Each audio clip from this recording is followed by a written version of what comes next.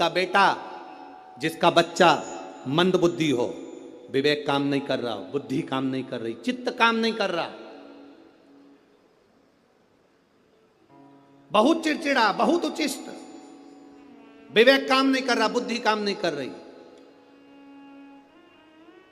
हां, यहां तक शिव महापुराण की कथा कहती है, एक बीमारी होती है जिसमें नसें शरीर की काम करना बंद कर देती है, और वो उस बीमारी का इलाज पूरे बाहर विदेश में भी नहीं है, जिसमें धीरे धीरे धीरे धीरे नाड़ियां, नसें बंद होती चली जाती है, पांव हाथ काम करना बंद कर देता है, फिर वाणी कम हो जाती है, नयन दिखना बंद हो जाता है, शरीर बेकार। उसके लिए भी कोई मंद बुद्धि है, उसके लिए भी शिव महापुराण की कथा कहती है, हफ्ते 2 हफ्ते में कभी सोमवार के दिन भले मट्टी का बर्तन तुम्हारे घर में नहीं हो, घर में कोरा सा दिया भी हो, कोरा दिया, दिया कोरा मतलब उसमें दीप ना लगा हो, मट्टी का नया दिया, उसमें अगर आपने थोड़ा पानी भरकर रख भी दिया और उसमें गलते गलते वो पानी ज़्यादा नहीं भी बचा, 2 बूंद भी बचा है, और वो 2 बूंद भी अशोक सुंदरी वाली जगह पर चढ़ा है, और वही पानी जिसकी विवेक, जिसकी बुद्धि, जो मंद बुद्धि कहा जाता है, उसको अगर बेलपत्री के साथ में वो जल की 2 बूंद भी उसको दी जाए तो वो विवेकवान बनता चले जाता, उसकी बुद्धि काम करना प्रारंभ करती। कितना भी मंद बुद्धि हो, पड़ा रहता हो, पड़ा है, मुंह से राल बह रही है, वो बोल नहीं पा रहा, शरीर विग्रह बेकार बिल्कुल, उसके लिए भी ये कार्य करता। शिव पर चढ़ा हुआ मट्टी के पात्र का जल सुख प्रदान करता है। बेल का जो फल होता है, बेलपत्री का फल, उसका जैसे गुर्दा, उसके अंदर का जो भाग होता है बेल का, वो गुर्दा, उसको अग्नि में जलाकर उसकी भस्म तैयार कर कर छान कर जब जब आपके यहां विद्वान ब्राह्मण शिव जी का अभिषेक कराते हैं, पूजन कराते हैं, तो उसमें लिखते हैं पूजन के साहित्य में, बेलपत्री, धतूरा, दुर्वा, ये उसमें नीचे लिखेंगे भस्म। लिखते कि नहीं लिखते? लिखते हैं ना, भस्म अभिषेक में चाहिए रहती। तब उस भस्म का थोड़ा सा भी भाग आप अगर शिव को समर्पित कर रहे हो तो ये जान लें कि शंकर मनवांचित फल प्रदान कर रहे हैं, शिव फल प्रदान कर रहे हैं। बेलपत्री के वृक्ष के नीचे बैठकर हाथ में एक बेलपत्र का पत्ता रखकर आप पंचाक्षर मंत्र नमः शिवाय, ओम नमः शिवाय, या श्री शिवाय नमस्तुभ्यम, या महामृत्युंजय मंत्र का स्मरण कर रहे हो, पर डंडी का भाग अपनी ओर, बेलपत्र की बीच वाली पत्ती का भाग बीच वाली उंगली की ओर रखकर अगर आप स्मरण कर रहे हैं और अपनी कामना कर कर बेलपत्री के वृक्ष के नीचे बैठकर उस पत्ते को सम्मुख रखकर बाबा से विनय कर कर एकांत में उस बेलपत्री के वृक्ष की छांव में, बेलपत्री के वृक्ष की छांव आप कामना कर कर उस पत्ते को शंकर भगवान के ऊपर समर्पित कर रहे हैं, तो ये जान कर रखें कि पार्वती और शिव का मिलन करवा रहे हैं और अपनी मनवांछित फल कामना पूर्ण करवा रहे हैं। क्योंकि शिव और पार्वती का जब मिलन होता है, शंकर पार्वती जब एक दूसरे के सम्मुख में होते हैं, शिव और पार्वती जब एक दूसरे के सामने अपने बच्चों के कारण एक दूसरे के सम्मुख में आते हैं, तो उनके चेहरे पर प्रसन्नता का भाव आ जाता है। तो फल, मनवांचित फल की कामना आप जिस कामना के लिए कर रहे हैं, विवाह के लिए, नौकरी के लिए, सर्विस के लिए, व्यापार के लिए, रोग मुक्ति के लिए, आप जिस कामना से कर रहे हैं, बस उससे कहकर कभी सोमवार का दिन हो, क्योंकि शंकर जी को सोम प्रिय है, सोमवार का दिन, चंद्र का वार शिव जी को प्रिय है, शिव जी को प्रिय है।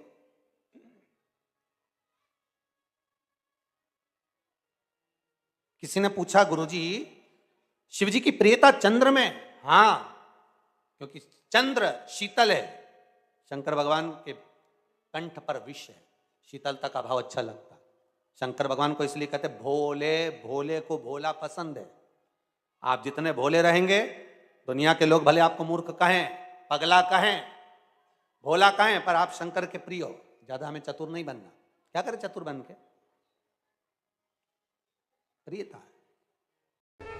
हमारे यहां तुलसी के कुंड का भी विधान है। गोल कुंडा है ऐश्वर्य देगा, चौकोर कुंडा है।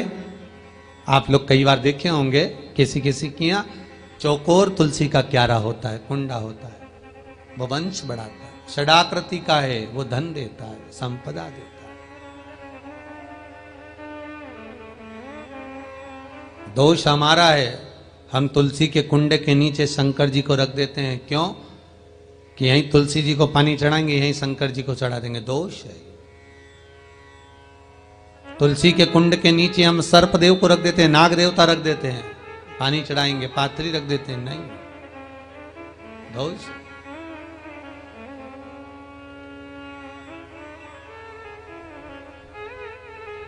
उसका दोष हम सबको, स्वयं अगर गलती करते हैं तो स्वयं को भोगना। कैसा कुंड हो, 7 तरह के कुंडों का व्याख्यान तुलसी के रूप में कहा गया है महाराज। पहला गोल, दूसरा चौकोर, तीसरा षडाकृति, चौथा त्रिवेणी, 3 कोने वाला कुंडा। शास्त्र कहता है जिसके मार्ग घर में टुकड़े हो रहे हों, घर विभाजन की ओर हो रहा हो, तो 3 कोण का कुंडा घर में रखकर पूजा करने पर परिवार एक हो जाता है। 5वां, गार्डन में बिना कुंडे का, बिना कुंड का जो तुलसी का पौधा रोपित होता है, बिना कुंड के एक बगीचा जैसा बो दिया जाता है, तुलसी तुलसी उत्पन्न हो जाती है। महाराज, वहां पर संपदा तो रहती है पर चिंता बहुत रहती है, टेंशन बहुत रहता है। क्यों? घर के दरवाजे के बाहर इतनी सारी बगीचे में तुलसा कर दी। कोई निकल कर जा रहा था, उसने थूक दिया। कोई निकल कर जा रहा था, उसने पानी डाल दिया। कोई स्वान ने, कुत्ते ने, किसी ने, बिल्ली ने गंदगी कर दी, उसका दोष आपको लगेगा। इसलिए कुंड के अंदर तुलसा का, तो वो धन तो देगा। जो तुमने बगीचे में तुलसा लगाई है, गार्डन तुलसा का करा, वो धन तो देगा, संपदा भी देगा, पर चिंता को बढ़ा देगा। 5वां,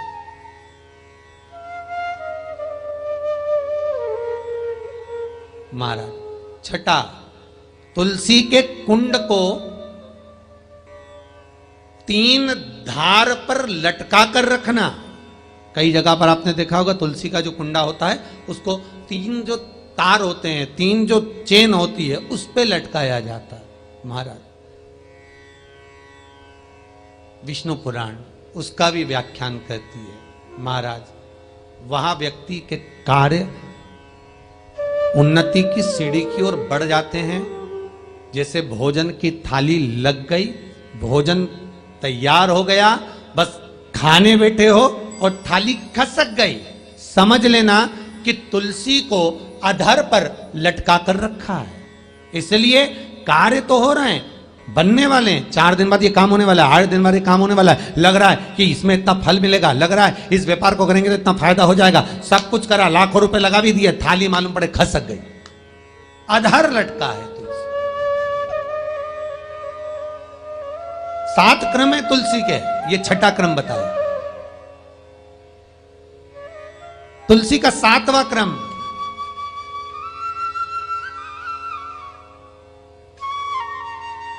तुलसी का 7वां क्रम है। महाराज, तुलसी का कुंडा जैसा घर के आंगन में है, तुलसी का कुंड जैसे घर के आंगन में विराज रहा है, ऐसा ही छोटा सा कुंड भगवान के लिए रोपित करें। प्रतिदिन भगवान की सेवा करते समय तुलसी का कुंड सम्मुख रखकर उसकी आराधना करना, फिर उस कुंड को वापिस बाहर ले जाकर रखना, फिर दूसरे दिन पूजन के समय पर कुंड को लाकर रखना। हम तो यहां तक कहते हैं विष्णु पुराण गर्ग संहिता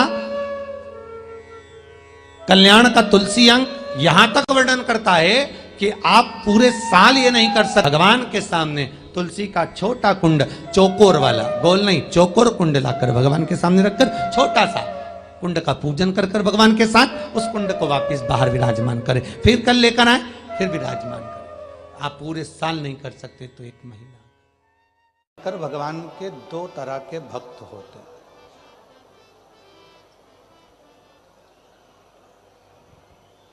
स्वयं भगवान शिव पार्वती जी से कहते हैं, पार्वती 2 तरह के भक्त होते हैं, एक फूल की तरह होता है, दूसरा फल की तरह होता है।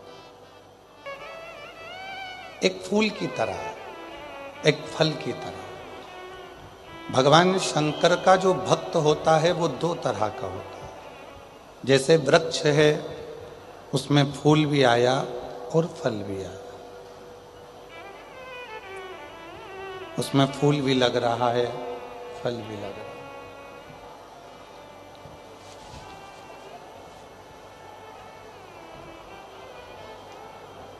पीछे की आवाज बढ़ाइए, पीछे की आवाज बढ़ाओ। 2 तरह के शिव जी के भक्त हैं, भगवान शंकर के भक्त 2 तरह के हैं। जैसे वृक्ष में फूल भी लग रहा है, फल भी लग रहा है, उसी तरह 2 तरह के भक्त होते हैं, एक फूल की तरह, एक फल की तरह। अब हम डबरा की जीजियों से पूछें, डबरा के जीजाओं से पूछें, बेटियों से पूछें, बेटों से पूछें, बुजुर्ग माता पिता से पूछें कि शंभू पीछे की आवाज, पंडाल की आवाज खुलवाइए। 2 तरह के भक्त हैं,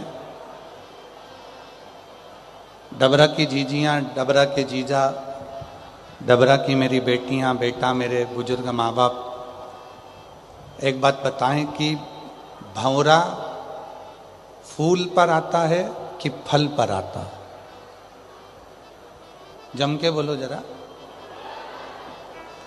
भंवरा यदि उड़कर आएगा तो वो फूल के पास आता है कि फल के पास आता है? भंवरा हमेशा फूल के पास आता है, उसे फल से कोई मतलब नहीं होता। क्यों? क्योंकि फूल सुगंध देता है, फूल रस देता है। भंवरा फूल के पास आता है और कीड़े फल के पास आते हैं। शिव महापुराण की कथा में शिव जी पार्वती जी से काशी में 2 भक्तों की बात कर रहे हैं। 2 तरह के भक्तों की बात कर रहे हैं, एक फूल की तरह होता है, एक फल की तरह होता है। भगवान शंकर का भक्त जो फूल की तरह है, स्वयं भी सुगंध में है और दूसरे को भी सुगंध दे रहा है। स्वयं भी श्री शिवाय नमस्तुभ्यम कह रहा है, दूसरों से भी खिलवा रहा है। स्वयं नमः शिवाय कह रहा है और दूसरे से भी नमः शिवाय खिलवा रहा है। स्वयं ओम नमः शिवाय बोल रहा है और दूसरे से भी ओम नमः शिवाय बुलवा रहा है। स्वयं 1 लोटा जल चढ़ा रहा है और दूसरों से भी 1 लोटा जल चढ़वा रहा है। स्वयं मंदिर जा रहा है और दूसरों को भी मंदिर तक भेज रहा है। समझ लेना कि मेरा शिव ऐसे ही फूल के पास आकर विराजमान होता है और उसी फूल के आनंद में रहता है, उसी फूल का आनंद।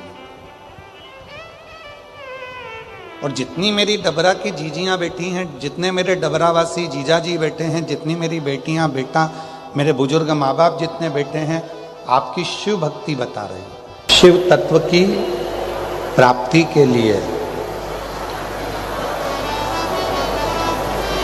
बहुत ज़्यादा किसी दिखावे की या किसी आडंबर की जरूरत नहीं होती।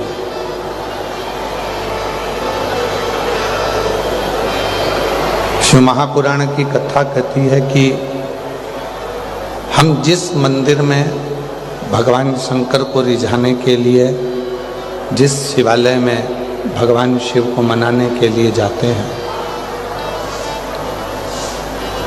पहले तो उस शिवालय के प्रति आपका विश्वास दृढ़ होना चाहिए। आपके मन में यह भाव नहीं आना चाहिए कि यह मंदिर तो अभी थोड़े दिन पहले ही बना है। आप में से कई मेरी जीजियां, मेरे जीजा, मेरी बेटियां, बेटा, मेरे बुजुर्ग माँ बाप ऐसा विचार कर लेते हैं कि हमारे पास में घर के नज़दीक में एक नया मंदिर बना है,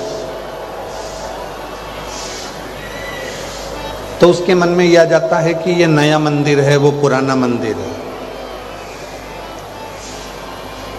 यह नया मंदिर है, वो प्राचीन मंदिर है।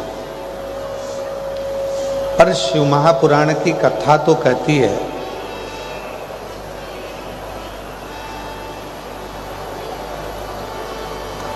कि मनुष्य तो मनुष्य है ना। कई लोग कह देते हैं ये पुराना मंदिर है, ये नया मंदिर है, ये प्राचीन मंदिर है, ये नया मंदिर है। एक बात आपसे पूछें, छोटा सा बच्चा है, चाहे वो 4 साल का है, चाहे वो 3 साल का है, चाहे वो 3 महीने का है, चाहे वो 3 दिन का है, चाहे वो 30 साल का है, चाहे वो 35 साल का है, चाहे वो फिर 75 वर्ष का हो गया, 80 वर्ष का हो गया, 90 वर्ष का हो गया, 100 वर्ष का हो गया। यदि किसी व्यक्ति ने उस व्यक्ति को त्राण दिया, कोई परेशानी दी, कोई कष्ट दिया, तो सजा तो वही की वही है जो 10 साल के बच्चे की है, वो 25 साल के व्यक्ति की है, 3 महीने के बच्चे की है, चाहे वो 90 साल के व्यक्ति की है। तुमने अगर उस बच्चे को कष्ट दिया है, चाहे वो 3 महीने का है, 6 महीने का है, 6 साल का है, 12 साल का है, 18 साल का है, 25 साल का है, कोई 50 साल का है, कोई 100 साल का है, उसको अगर तुमने कष्ट दिया है तो आपको सजा उतनी ही भोगना पड़ेगी। उसी तरह नए मंदिर में चाहे भगवान शंकर बैठे हों, चाहे प्राचीन पुराने मंदिर में भगवान शंकर बैठे हों, आप किसी भी मंदिर में जाकर 1 लोटा जल चढ़ाओगे, फल उतना ही प्राप्त होगा जितना 12 ज्योतिर्लिंग में जल चढ़ाने से प्राप्त होगा। फल उतना ही मिल रहा है, फल वैसा कि वैसे ही प्राप्त होगा। कई लोगों के मन में भ्रम हो जाता है कि नहीं साहब, अमरनाथ जी जाएंगे तो भगवान शंकर मिलेंगे, केदारनाथ जी जाएंगे तो भगवान शंकर मिलेंगे, काशी जाएंगे तो भगवान शंकर मिलेंगे, उज्जैनी जाएंगे तो भगवान शंकर मिलेंगे।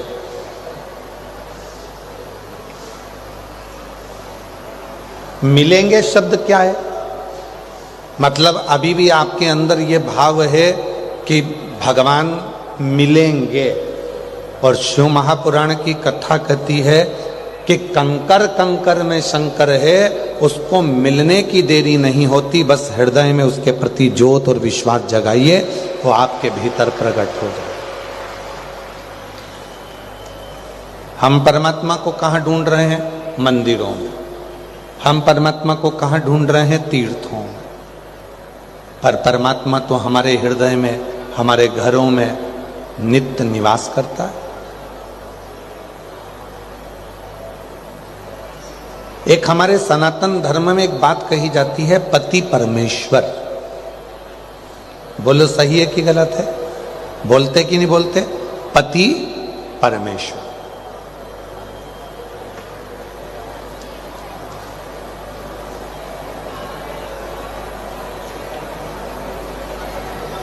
और यदि हम पति को परमेश्वर कह रहे हैं तो पति को ये ज्ञात होना चाहिए कि मेरी धर्मपत्नी आपको परमेश्वर मान रही है, तो आपको भी अपनी धर्मपत्नी को परमेश्वरी, जगतजननी, जगदम्बा, माँ अम्बा का तो स्वरूप मानना ही चाहिए।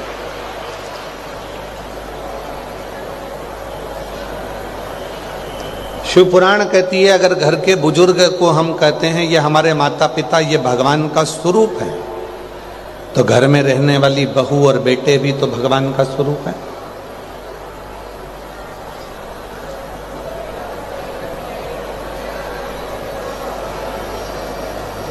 वो भी तो भगवान का स्वरूप है। हम केवल इतना चाहते हैं कि हम में दुनिया के लोगों को भगवान दिखे, पर हम ये नहीं देखते कि दुनिया में भी तो परमात्मा को देखना होगा।